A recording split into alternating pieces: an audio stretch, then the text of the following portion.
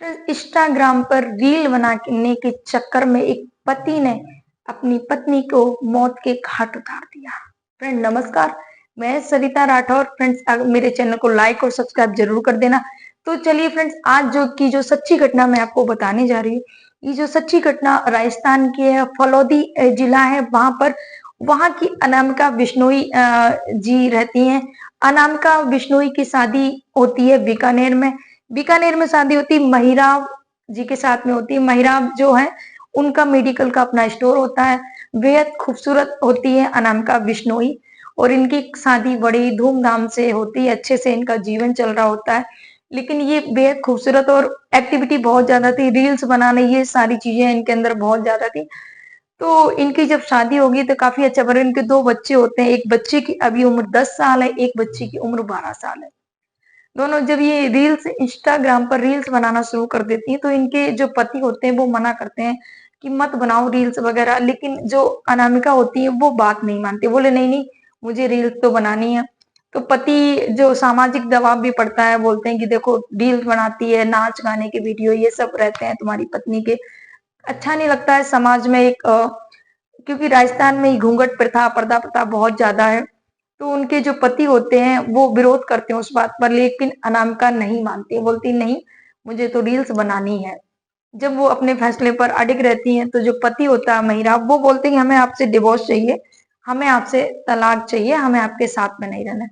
जब divorce file कर देते हैं महिरा, तो उसके बाद में जो अनामिका बिश्नोई होती हैं वो भी कुछ चार्ज लगा देती हैं। वो भी इन पर कुछ केस लगा देते हैं, मेंटेनेंस का, और भी जो कुछ केस लगा देती हैं।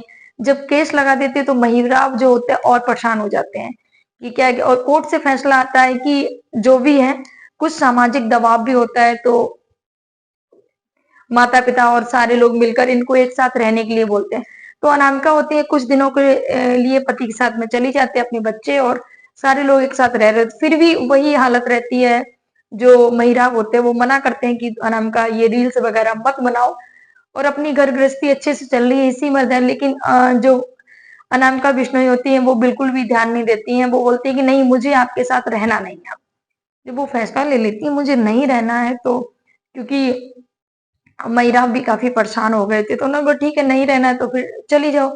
या अनामिका की जो पिता होते हैं, इनके दो बेटे होते हैं। ये अनामिका बिश्नोई होती हैं, वो बड़ी इनकी पुत्री होती हैं। इनके जो अनामिका के दोनों भाई होते हैं, एक भाई की मृत्यु करंट लगने से हो जाती है, और जो दूसरे भाई होते हैं उनकी मृत्यु कोरोना काल में हो गई थी।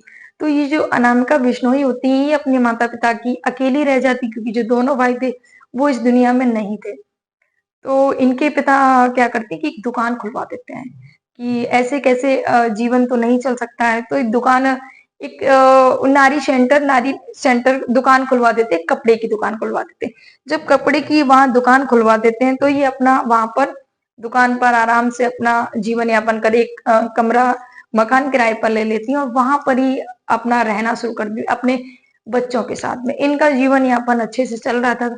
लेकिन कहीं ना कहीं पति बहुत परेशान था कि मेरा अच्छा खासा परिवार और मैं अपने बच्चों से भी जुदा हो गया हूँ, और पत्नी भी मेरा कहना नहीं मानती है। धीरे धीरे चीजें चलती रहती हैं।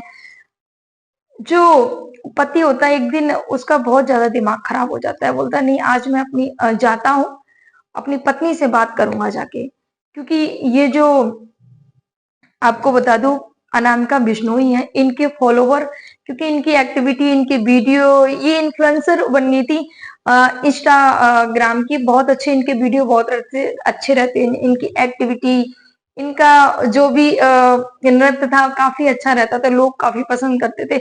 इसी के चलते इनके 1.5 लाख फॉलोवर भी हो गए थे। जब फॉलोवर अच्छे हो रहे थे तो ये उससे मतलब हटना नहीं चाह रही थी इंस्टाग्राम से। इन्होंने बोला नहीं, भले मुझे तलाक देना पड़े मुझे, लेकिन इंस्टाग्राम से नहीं हटना है, मुझे रील्स तो बनानी है बनानी है। और कहीं ना कहीं ये जो रील्स का जो मैटर हुआ, एक अच्छे परिवार को, अच्छे खासे भरे पूरे परिवार को इसने तोड़ के रख दिया। और जो पिता, जो महिला होते हैं, आते हैं अपने बच्चों से मिलते हैं, बात करते हैं। जो पत्नी होती है वो दुकान पे होती है, क्योंकि उनके माता पिता ने दुकान खुलवा दी थी कि इससे कम से कम बेटी का जो भी है जीवन यापन चलता रहेगा। क्योंकि उनके भी कोई अब संतान रही नहीं थी। ये जो अनामिका बिश्नोई एक बेटी ही रह गई थी। दूसरा कोई था नहीं, माता पिता के पास में ऑप्शन भी नहीं था, तो उन्होंने दुकान खुलवा दी कि आप यहाँ से अच्छे से अपना कमा सकती हो और अपना जीवन यापन कर सकती हो। सब कुछ अच्छे से चल रहा था, लेकिन वही है जो पति होते हैं महिराब, क्योंकि इनका मेडिकल रहता है, क्योंकि सब कुछ अच्छे से चलने के बाद में इनको एक चैन नहीं आ रहा था, क्योंकि बच्चे दूर थे, पत्नी भी दूर थे, क्योंकि कहीं ना कहीं इनको था कि पत्नी वीडियो बनाना बंद कर दे, रील्स बनाना बंद कर दे और हमारा परिवार सुख पूर्वक हम एक साथ रहें और हम आराम से अपना जीवन यापन करें। लेकिन कहीं ना कहीं जो महिराब होते हैं उनके मन में कुछ ना कुछ तो बात चल रही होती है। तो वो एक दिन सोच लेते हैं कि अभी मुझे जाना है, और जाते हैं। सबसे पहले अपने दोनों बच्चों से मिलते हैं। एक बच्ची की उम्र 12 साल होती है, एक बच्चे की 10 साल होती है।